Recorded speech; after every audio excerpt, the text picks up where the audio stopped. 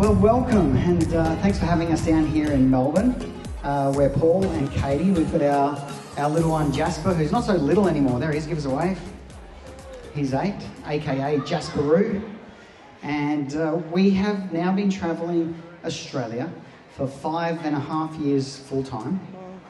In that time, we've been through every state and territory. We've done over 180,000 kilometres. We've had 3 different vans, both on-road, semi-off-road, and now completely off-road vehicles. We've had a couple of tow vehicles. We're currently in the debate, first world problem, I know, of what's the ultimate tow vehicle in Australia. It's an absolute minefield. Anyone else having that dilemma or have had that dilemma? What do you tow with? So that's our current discussion, both between ourselves personally and online. And but when we started, we were completely green. Yeah, we were. Is there anybody out here who doesn't know who we are, who hasn't followed our journey, or you guys, oh, hello, welcome. Yeah, it's great to see you. We'll give you a really quick backstory then. We won't go into too much detail, but pretty well Paul's right. We were super novices. We weren't involved in the caravan camping industry at all. We'd never even slept in a tent together before we decided to buy a caravan and throw in our corporate roles and travel Australia for what was going to be 2 years originally. And then we just decided we loved this lifestyle so much that we didn't want to stop. And so we haven't. We don't have a home base. The van is our home on wheels, and we love that we can take it anywhere and wake up to a beautiful vista each morning wherever we are around the country. And look, there's definitely been some challenges. When we started, actually, we had just had our little miracle Jasper, and that was 4 years of IVF. And once we had our miracle arrive, we were working so hard that we just weren't being a family. Yeah, that really was our aha moment to say we need a change and we want to spend some time together as a family, and it really has been the best decision that we've made. We're super grateful for it. Today we're going to talk to you a little bit about getting off-road and off-grid, because the first few years of our travels, while we were finding our feet, learning, making all of these mistakes, we really stuck to the bitumen. And that's where we felt really safe and secure, and there's nothing wrong with that. I mean, I tell you what, after being off-road, we love getting back on the bitumen. But we kept meeting all of these people. We kept watching these campers go off down these dusty dirt roads and hearing the stories of those incredible, beachfront camps that you can only get to if you're brave enough to go over the corrugations. And we thought, okay, it's our time. We've done a couple of years. Let's upgrade our vehicles and let's really start to explore these most remote places. And I tell you what, isn't Australia amazing? It is set up for caravanning and camping. It is the most incredible country. No matter where you go, there are just amazing people and amazing things to see, and you can find yourself in the most incredible environments out there. And so we're going to talk about getting off-road and off-grid. Is anybody in that sort of start of your journey where you're wanting to get a little bit more adventurous? Great. Awesome. We're going to touch on the areas that we really think are the areas for consideration in your preparation, in your planning, what you need to know. And we will say, please jump on. This is a free gift from us to you. It's our #1 audio book. So it's Paul and I having a good old chat. But we go into a lot more detail. It's about an hour and a half of audio on this topic that we're talking about today, because we won't be able to cover it all today in our time slot. We'd love to stand up here and talk for hours, but we won't. There's somebody else coming on after us. We'll cover off 3 or 4 of the topics, but please do grab this. It is free. It's a digital download. It'll ask for your email address, and then it's instant to your device. So please enjoy that. And we'll put that up at the end as well, and we'll tell you about all of the other free resources that we've created during that learning period of the last 5.5 years. Look, we should really say as well, we've probably got all of this information to share with you just through our own mistakes. And my dad always says, it's better to learn from someone else's mistake than your own. Sometimes that's true and sometimes that's not, but we certainly, from those 3 different vehicles and a few tow vehicles almost now, and 180,000 kilometres, and broken ankles and broken ribs and split heads from Jasper and vehicle rollover. We've really had some incredible experiences that we have learnt from. So we're really up here just to share that experience with you in the hope that you can take some of these gems away. And oh, that's right. We honestly think if we can do it, if we can do it, our city slickers from the Gold Coast in our corporate lives, living in our high-rise apartment thinking we're all fancy, if we can actually make that change into this lifestyle and thrive and survive, which we have, then anybody can. And so we hope that gives you a bit of encouragement and inspiration. Before we get into it, yes, let's talk first things first. First things first for us is education.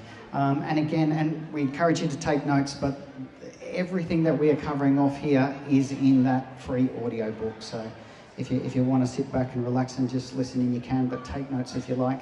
Education, we think, is paramount to that prior preparation preventing poor performance, in that we would recommend a handful of things. The first one would be to do a towing course. If you are going to tow a vehicle of any size or shape, number one thing to do. Yes, and do it together. If you are setting off with a travel partner, with your spouse, with your family, both go and do that towing course, because you just never know what's going to happen. I'd never towed anything in my life, ever, and we went and bought a 23-foot Caravan as our first van, so I was already freaked out by it. But going to do this towing course, learning the basics, and also having an expert that wasn't my husband showing me the right way to do things was really encouraging. And then fast forward, we'd only been on the road 12 weeks, and Paul, being Dad of the Year, was playing leapfrog with Jasper, landed funny, snapped his ankle, he's in a moon boot, can't drive. So here I am, gripping the steering wheel, holding my breath, towing this Caravan. But had I not done that course, I probably would have said to him, let's just wait it out, So you never know what's going to happen. Look, to be fair, before I'd broken my ankle, I was gripping the steering wheel as well. For that first 3 months, so many things, so much fear, is our vehicle going to get stolen? Did I throw my career away like my colleagues had told me I'd done? Is this the worst decision? Are we doing the right thing by Jasper? So this is me. I just got to say, this is me towing the Caravan when Paul broke his ankle. He's in a moon boot.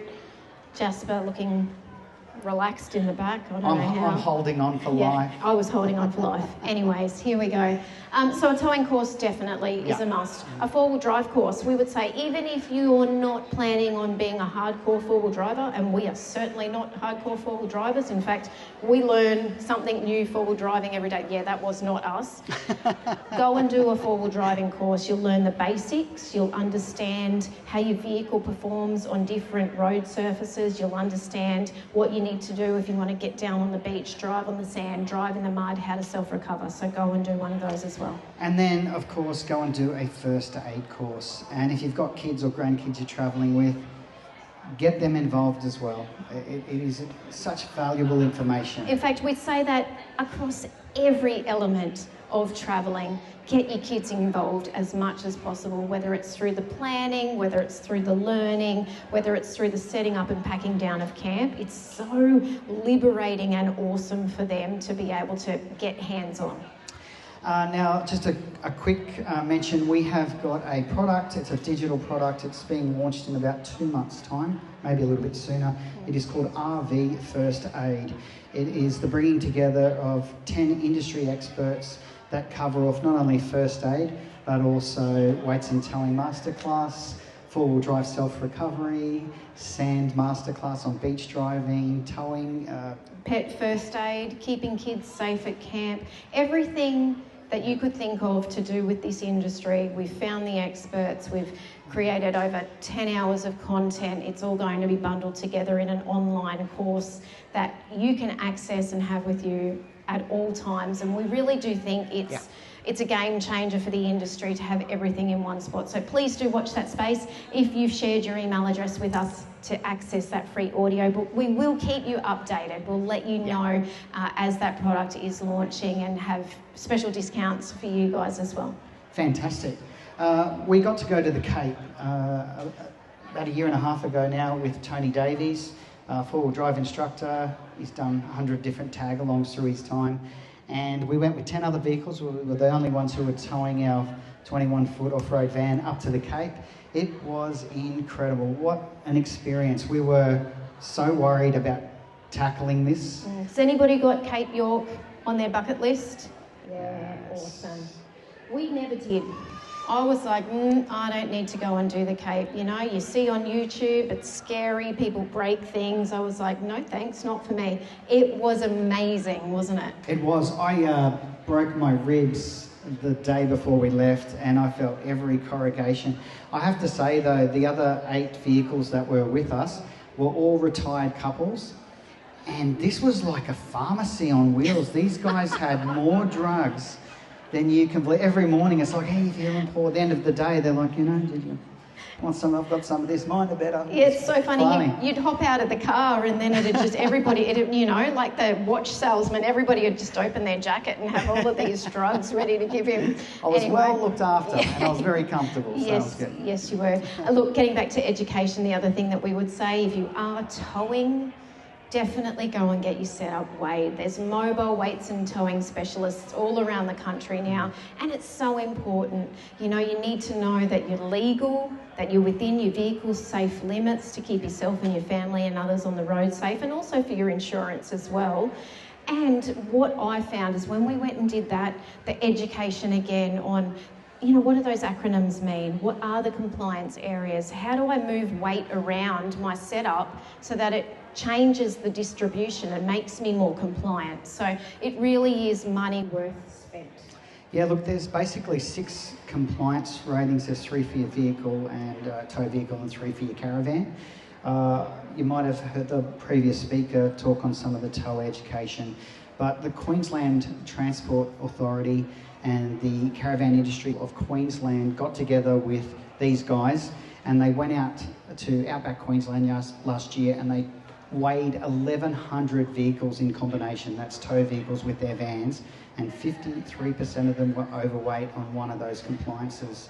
Now, the majority of those guys and girls out there, they could shift weight around or they could get some things done to correct that. So getting this information and going and actually spending, you know, what is it, $300-400 to be educated in this way and to be safe and compliant, we think it's a no-brainer. Yeah, absolutely. Great advice, Paulie. Speaking of the Cape, this is all part of the adventure. This is the last river that you need to cross if you want to get to the tip of Cape York, and there's only one way to cross it, and it's on the ferry. And this is quite literally the most expensive ferry in the world, isn't it, Paul? It is. I don't even know if it's 50 metres across. It's now just gone up. It's $211. And you might have heard us speak this morning, but when I went in to pay the ferry woman before we crossed, I said, how much? She said, it was $192.50 back then. And I said, oh, is that one way or return? And she said, either. I guess it depends on how long you want to stay at the tip of Cape York for. Anyways, all good. Other quick things to talk about when we're talking about education is really just on your vehicle servicing, maintenance, tyre checks, all of those things. And we've been so lucky in our time to meet incredible people who are experts in their field, and so we love sharing their information and advice as well. So any of that information on, you know, what are the checks to do on the vehicles, the daily checks, the underbody, the underbonnet, you know, how do I look after my tyres, what are the things that I should be looking for, you know, what should I be doing on a weekly and a monthly basis, all of that is within our content, and you can easily find that on our website. We would encourage you to do so, because being novices ourselves, we didn't know any of this stuff that we'd learnt, and you don't know what you don't know, so learning from somebody who is an expert in their field is awesome. Yeah, look, just to mention again, there's 268 episodes. It's almost one a week for 5.5 years, and our podcast is 250 podcasts, one a week for the same amount of time. There is so much content on there, and it really is... And it's free. Not us saying, oh, do this, do this.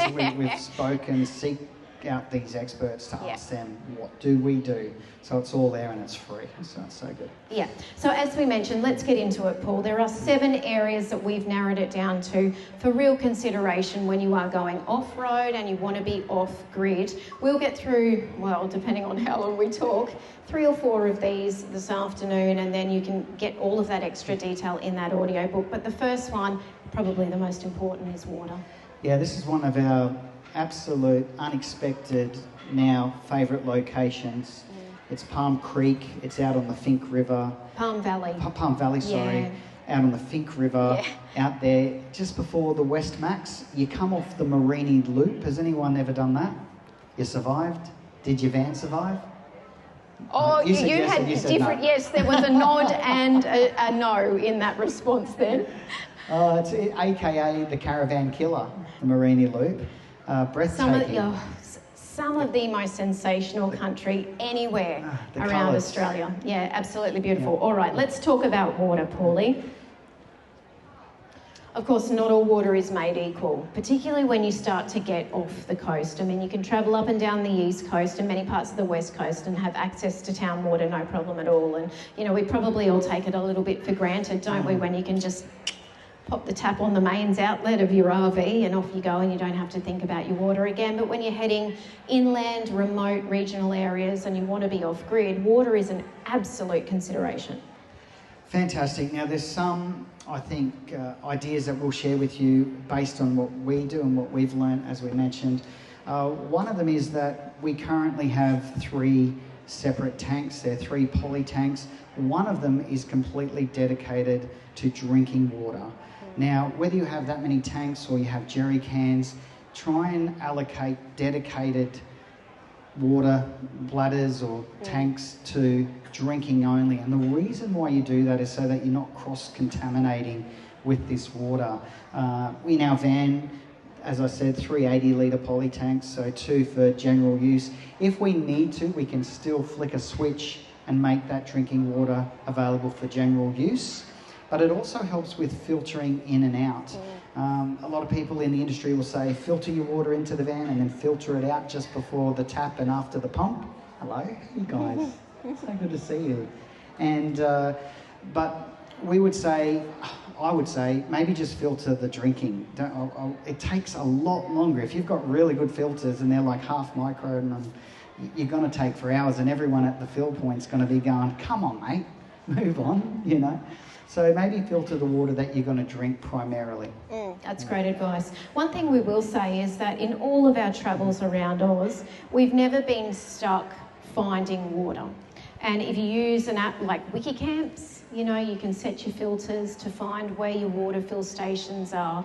But it's remarkable to us that in a country as vast as ours, and with so much of it being remote area, you can still find water and access great drinking water as well. We only ever fill up our drinking water tank when we know the quality of the water is great for drinking.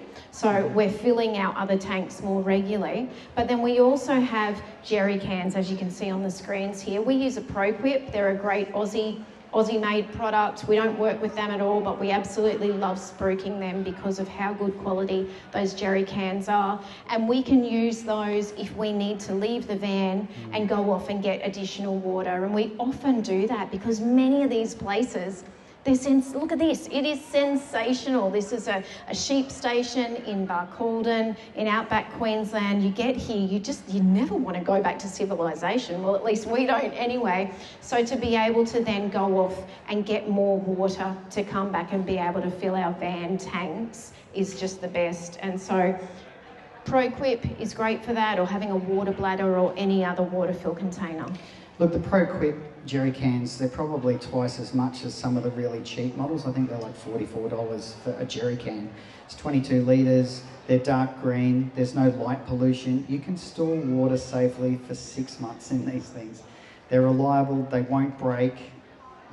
You're better to pay that little bit more and get quality that you can count on, especially if you're going off-road or off-grid. Yeah, absolutely. And again, keeping, I guess, abreast of your weights as well. We generally carry our jerry cans empty in the back of our canopy on the 79 and only use them if we need to be going to fill and bring them back to the van. What we've got there is a 12-volt submersible water transfer solution. It's actually called an adventure pump. We love this story. We're cleaning the back of the van there. People are like, are you wasting water? Well, State of Origin, if anyone follows the rugby league, was on that night, and we wanted to watch it on the back of the van by projecting it. So it was very important. I used 5 litres of precious water to clean the back of the van, so I had an 80-inch screen. It was the highlight of our trip, I can tell you that. And a couple of Enos and a cheese platter. We were away, weren't we? There we go. That's Jasper getting the pre-show kids stuff up there. But this property actually is one we would say put on your must-stay-at list if you are anywhere in outback Queensland. It is a hip camp property. It's called Dunblane Station. And at this particular campsite, we've got water coming up from the Great Artesian Basin at 100 degrees, and there's this massive big feed trough. It's like a spa bath or a hot tub. Not used by animals. No, that's right. For humans. But David, the owner, said to us, when you get into camp, fill the tub. It's 100 degrees. You need like 3 or 4 hours for it to cool down. Then we sat in the tub. We watched the State of Origin, we had a glass of wine. It was the most amazing experience. We didn't see another person. You know, the closest campers are like 3 kilometres away. It was just incredible. And that's what getting off-road and being off-grid allows you, that ultimate freedom. And Queensland won. Oh yeah, even better, right? Well, for us anyway. That's good. So funny. There's a couple of other little things that we should mention on the water, Paul. Yeah, a great little device we've just picked up recently called a Sawyer water filter. This is a tiny, tiny little thing like this. Great if you like to go for hikes as well and you don't necessarily have the capacity to carry all of that water because it's really heavy, right? This little thing, how many litres is it? Look, it's a $120 piece of kit. Again, we don't work with Sawyer, but we love this product.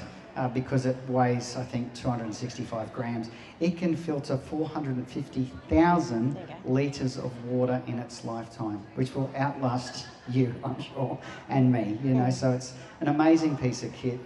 We don't have that on our website. We should probably try and put it on there. But it's amazing. You find it at any really good hiking store. I'm sure even probably Anaconda, BCF, all those guys probably have it as well. Yeah, definitely. And another thing we would say is to just always have a packet of those water purification tablets in your setup. I mean, you can buy them from the pharmacy. They're a couple of bucks. But if you do find yourself somewhere where the water quality is a little bit, you can pop those in and know that you're not going to pick up any tummy bugs. That Sawyer product, there's lots of different ones. It's called a squeeze, as in squeeze your missus, right? Squeeze. You can remember the name of that. Yeah. Alrighty, let's move on to power. Probably next most important when we are getting off grid is to make sure that you've got the power to be able to stay off grid and do what you need to do. Yeah, look, it doesn't really matter whether you're in a swag or, you know, towing a big rig, everything in between. We think, again, the off-road, off-grid capability and capacity, you know, to stay and play longer can be dependent on these things, and power is so important. We currently have a complete red arc system across our van and across our Land Cruiser 79. Again, we do not work with red arc, but they're Australian-made, Australian product. You can ring them 24/7. There's an Aussie on the other end of the line that'll talk to you if you need to troubleshoot. Like, I mean, you know, this is no... It's just obvious to us, like if you can support Australia, and these guys do great products. We've had Enerdrive products, they were great in our first or second van. Yep. But anyway, that's what we've currently got now. So the system on our Zone RV is about 1,260 watts of solar panels up the top. They feed down in through we've got a 3,000 watt inverter and 800 amp hours of lithium through a brand new system that Red Arc have released recently in the last year called Alpha Manager 100. It has literally transformed our life. This thing supercharges, and for the first time, we've only had our van a couple of weeks, our new van, and we slept with the aircon on. Yes. I mean, it's a first world problem, right? But to, you know, have a 37, 38 degree day and then actually put the air on and leave it on, Wow, this is awesome. It's funny, we'll often get comments from, you know, the old school campers, and they're like, that's not camping. It's true. And it may be true, but for us, it's our full-time home on wheels as well. You know, it is where we live, it's where we work, it's where we educate. So those little luxuries are really important. And we are very power heavy, so not every setup needs that. But what you need to figure out is, well, what do you need to run? What do you need your power for? And get the products that are going to be able to suit that, so that you can stay and play in these places. Because, you know, for a lot of these places, you'll travel a long way to get there. If you're seeking out that perfect remote, you know, off-grid campground, there's nothing worse than getting there and having to leave after a few days because you don't have enough power to do what you need. A portable solar blanket is another great idea, particularly if you're heading into Central Australia or anywhere in the outback. You know, the temperatures can fluctuate so much, so sometimes you just want to be parked up under the trees or camped up under the trees, but then of course that's not ideal for drawing in the sun through your solar panels. So having that portable solar blanket to pop out and chase the sun with is a great idea. Yeah, and depending again on your battery capacity, go big if you can. If you can get a 300 watt solar blanket, do that. Not all solar blankets are created equal.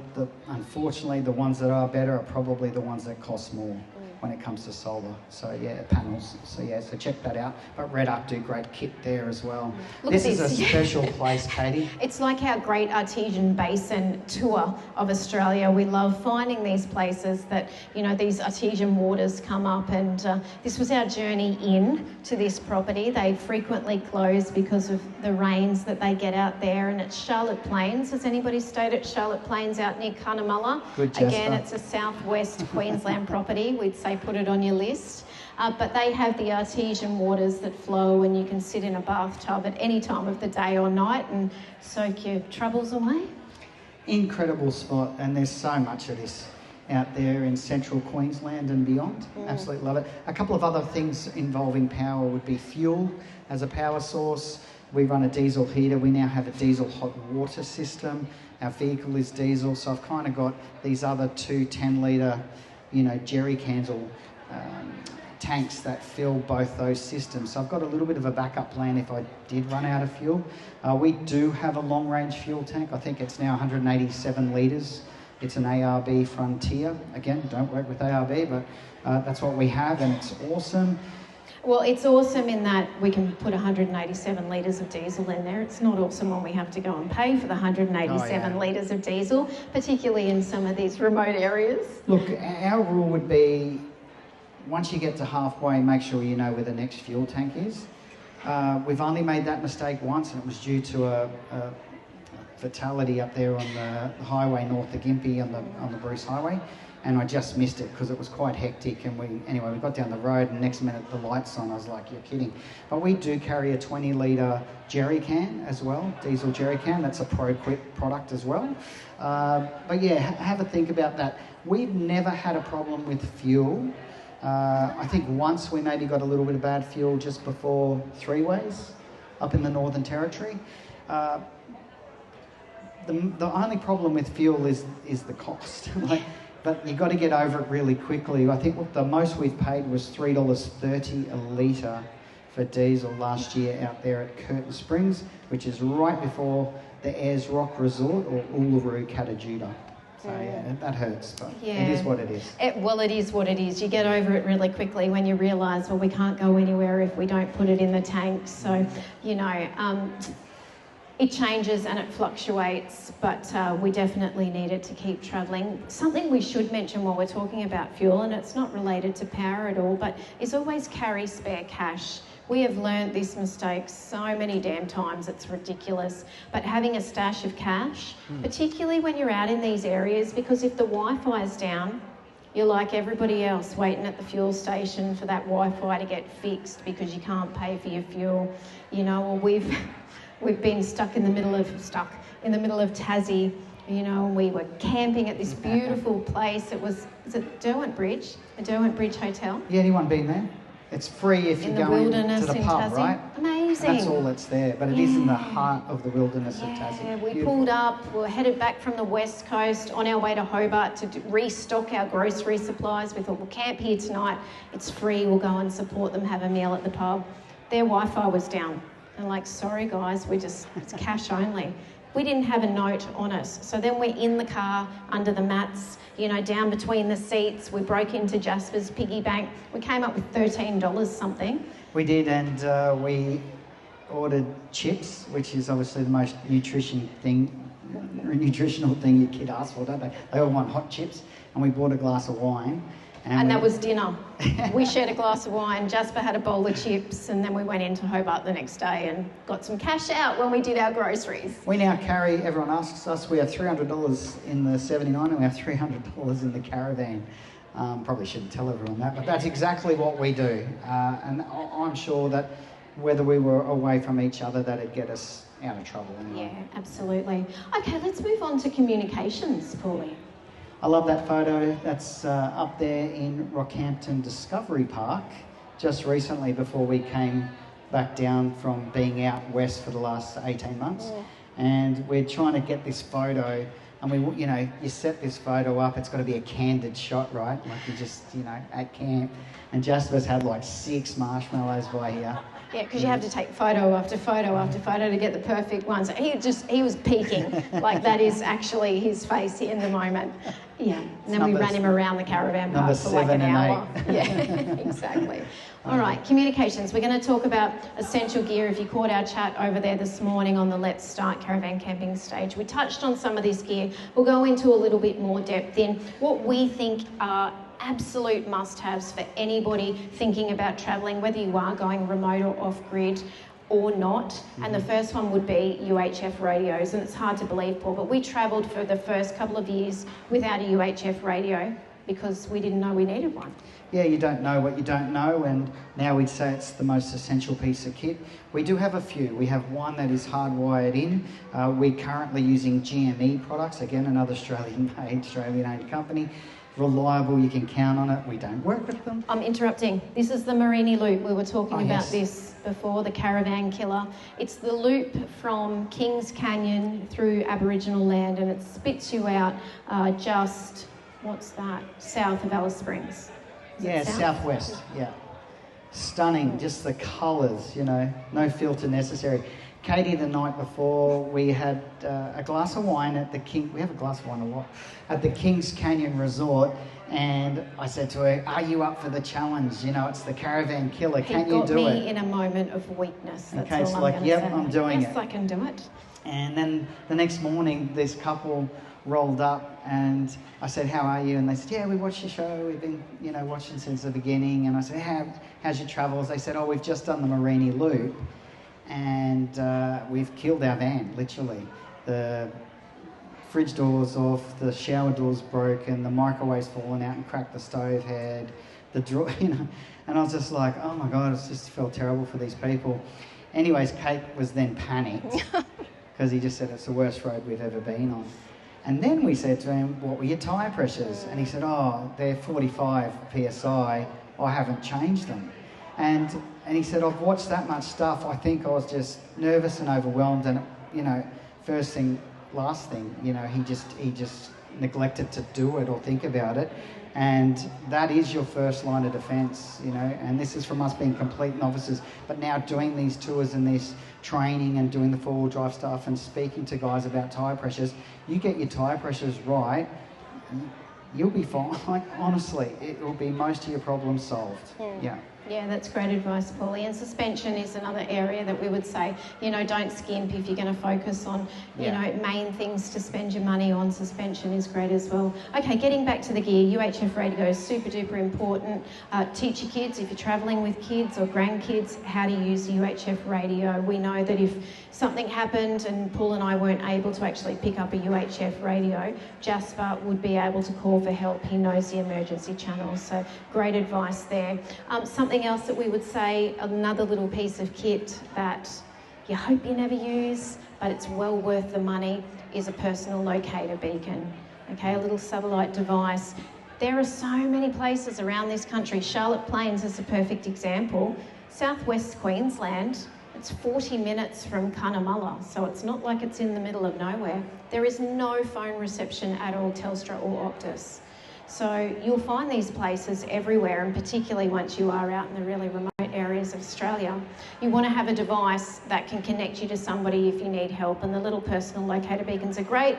We take them hiking with us, chuck them in our backpack as well. You're just being prepared, I think, for any situation is great.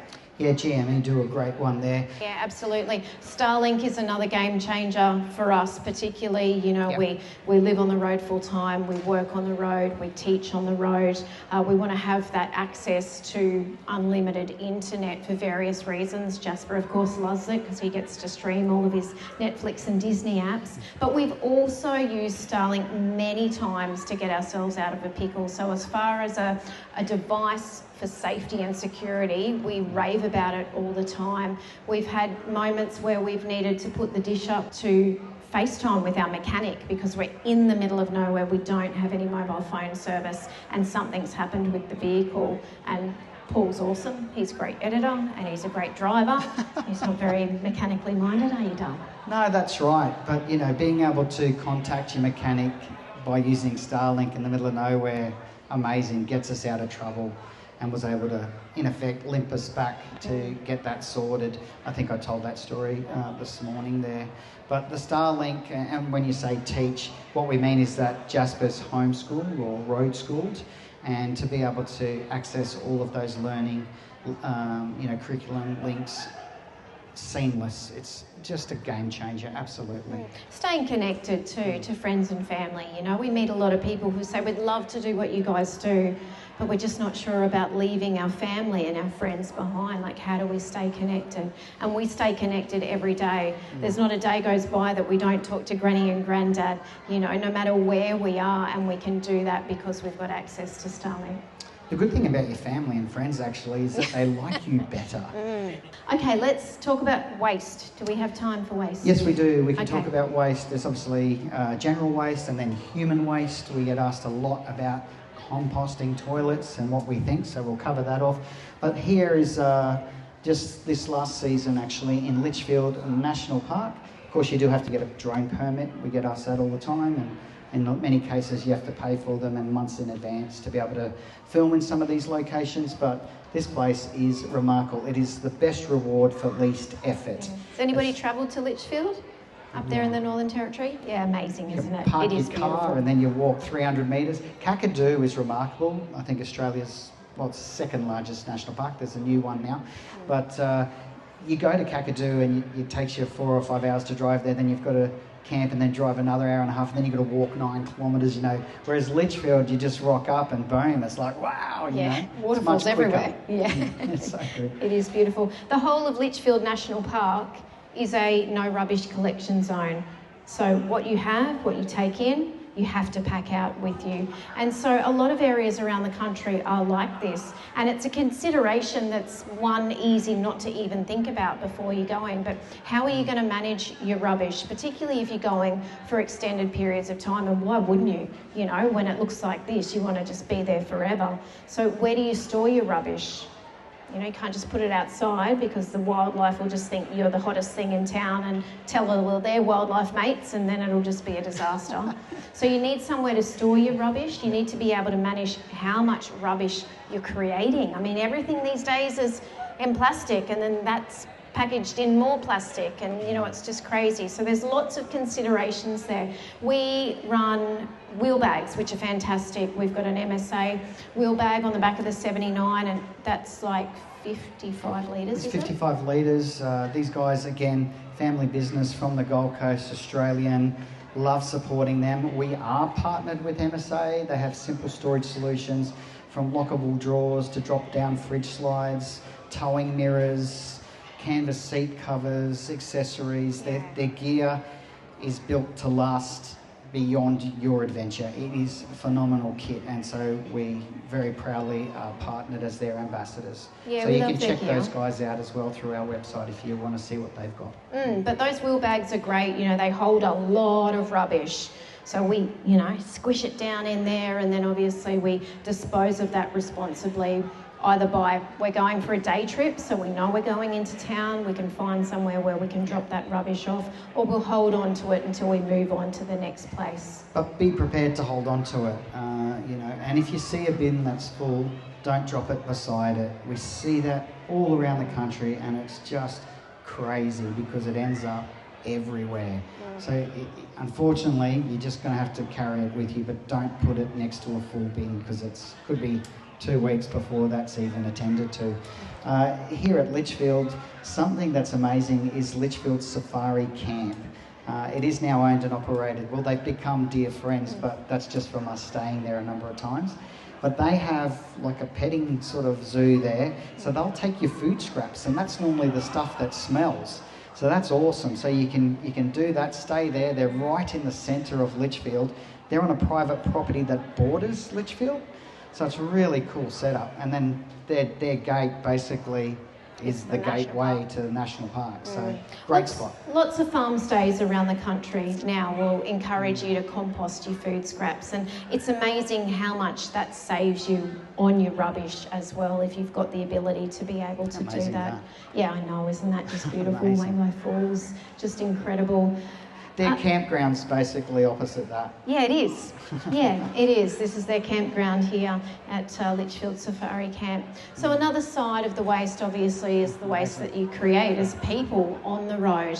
And for us now in our zone RV, we have a composting toilet, but that wasn't always the case. Yeah. We had the cassette toilet for the first couple of years in our original caravan, and you know, if you're running a cassette toilet, you're constantly looking for a dump point. That's the trips every couple of days, depending on how many travellers you've got with you, and also the consideration of, well, can we actually go to that location, because there might not be a dump point anywhere near it.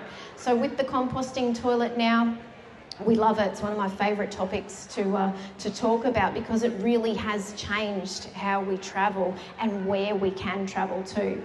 Yeah, I guess there's always going to be varying views on this, but we can just talk honestly from our Anybody experience. got a composting toilet? Yeah. Yes, Jasper, good. Yeah. Anybody thinking about making the switch to a composting toilet? Not sure. Yeah, awesome. Yeah. Anybody flipped out by the idea of a composting toilet?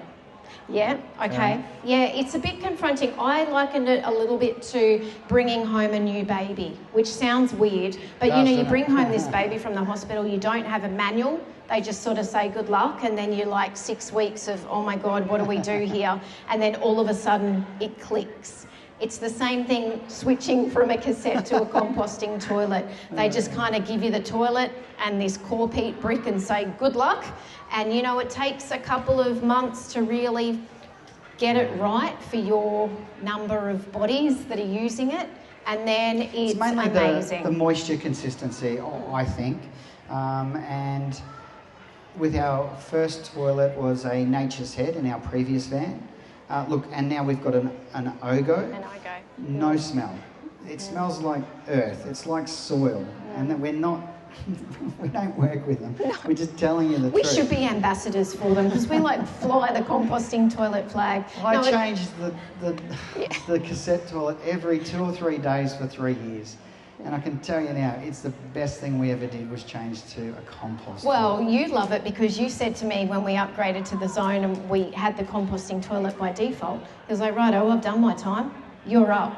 So I have changed the composting toilet for the last 3 years, and if I can do it, anybody can, absolutely. The good thing with the Ogo, particularly if you're older or got mobility or you've got a sore back or a sore knee, the Nature's Head, as good as it was, is a lot heavier, a lot bigger. You've got to carry the whole thing out of your van, and then, you know, you're cleaning it out. You know, you might be concerned about people looking at you because you're cleaning a toilet. It's just me and my toilet. You know, but whereas the Ogo, it probably only lasts half the amount of time, like 10 days to 2 weeks, but it's automatic. You press a button, it macerates itself. You don't have to turn a spindle. It's lightweight. You can do it in your ensuite in your van. Do you know what I mean? And you're really just bagging up compost. Yeah. So it doesn't have a bag in it. People have asked us that. That's another system that's come out now that we're not familiar with. But the Ogo, if you asked us what we would choose, we'd choose that. Yeah, absolutely, and it saves you looking for those dump points and needing to do that on the regular. So again, if we're looking for those remote, off-road, off-grid places, having a toilet that can last you the amount of time that you're there is really, really handy. So another question that we get a lot around is, how do you guys finance this? You know, because there wasn't a silver bullet or a silver spoon when we started, obviously. We were very much in debt. That's why we had a 2-year plan, because we had to pay off our IVF debt. And then we had to save enough money to pay for 2 vehicles, the repayments for 2 years. Because we knew that if we hit the road, we didn't want to have that financial stress of how we're going to cover our costs of our vehicles. So that's how we started out. And we intended to only travel for 2 years and then go back to our corporate life. And what happened was, as that 2-year approach, we just thought, oh no, we're different people. We just cannot go back. And, you know, fortunately, through our regular, you know, contribution to our content and people watching, we're able to create a business. But in that time too, Kate's created almost 30 digital products that have all been ebooks on our adventures. Everyone asks us which one is the bestseller. It's the Travel, the Ultimate Road Trip Guide. And that particular ebook has really kept us funded and on the road. And it's because it has 100 clickable links, all the maps, apps, resources, everything that we wish that we knew before we left. And so that's why that's been so successful. And then, of course, Tassie. Oh, yeah, the Tassie. Anybody been to Tassie? Yeah, it's special, amazing, isn't it? Who's planning a trip to Tassie? Awesome. If you're not planning a trip to Tassie, we would say plan a trip to Tassie. It's so set up for caravanning and camping. It is so different from every other state on the mainland. It's Jasper's favourite place. It's where we spent lockdown when COVID first hit. And incredible. Can I just tell the story quickly? Yeah, sure. Yeah, we were at the Yuan Valley Food Festival, like the Eat Festival, and there's 100 different food producers that are all within 50 kilometres, more cider than you can imagine, and 25,000 people, and COVID hits. So you can imagine everyone's sort of walking around going, what is this about? And people are stealing toilet paper and whatever. And it was all a bit weird, do you remember? And, it was a weird time. You guys down here from Vic would know all too well how crazy the world was. Yeah, in the world. And anyway, we were camped at probably one of the most picturesque campsites. Yeah, the Huonville Caravan Park down there, absolutely stunning. Put it on your list. And we were next to a family. He was a chief firefighter at the Hobart Fireys. And anyway... Stop you itching your thing. We'll have to tell that story in a minute too. Anyways, he said, oh look, it's only this flu thing, you know, it'll pass in a couple of weeks. Yeah, he said, look, we've got a long driveway. Come and park up. This thing will blow over in a couple of weeks. And they had this 90-metre kind of, what do they call it? It's a battle axe block. Yeah. So that was a big lesson for me, reversing the van 90 metres down this guy's driveway. We were there almost 4 months. Yeah, this thing didn't blow over. We were there for a long time, but it was amazing because we became really great friends. We drank them out of all of their red wine. You know, Jasper inherited 2 older brothers because they had a couple of kids as well. And so it was a really safe place for us to be at the time and really formed some beautiful memories. So if you ask Jasper, he's like, Tassie, hands down, my favourite place on the planet. Come on, Jasper. Back to our ebooks, we will say there's a bunch of free resources on there, including the weights and towing, the acronyms, downloadable thanks to our mates at Weight Check. So if you want clarity around what those compliance areas are, what the acronyms actually mean, jump on and get that. It's for free. There's a heap of Tassie stuff for free on there, some little mini guides from touring around Tasmania. And of course, please do get on and get the audio book. You know, we've really just scratched the surface today talking about getting off road and off grid, and there's plenty of other categories, including safety and security, emergency evacuation plan, how to deal with that. Hello. Very important. Yeah. Jasper, did you want to say a quick hello? And then we'll do questions and answers. Hello, everyone. Oh, hi. Loud, sorry. I've got a new show coming out. Yes. This year. Later this year. I know, right? When Dad pulls his finger out and actually starts filming it with you. And that will be called Jasper's Crafty Kids. Very good show for kids. Yeah, it'll be fun. Yeah, Yes, it's a great show for kids. It's a crafting show that has me in it and a new character. Yes, Right. thank you. And it will be coming out very soon. Oh, So come on, Dad. What are you doing? watch this space. Watch Okay, this okay. space. Okay, awesome. Thank you, Jasper. Actually, if you've Very got good. kids Thank you, Mum. or grandkids, Jasper has a website. It's jasperu.com.au, and on there, Oh my again, gosh. loads of Very free shy. stuff, downloadable Gotta be activity humble. sheets, all of the cool things that Jasper comes up with.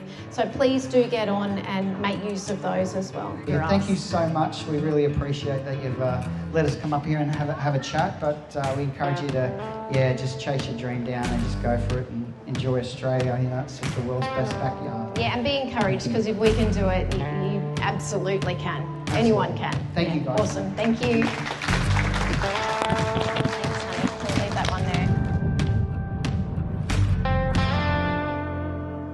Thanks for watching. Please do like, subscribe and share our channel. And if you'd like more information on full-time RV travel and living, visit our website, thefeelgoodfamily.com. There you'll find loads of free resources, our weekly podcast, Caravan cooking recipes, our monthly magazine articles and much more. We look forward to seeing you next week. Take care of yourself and your family, and happy trails.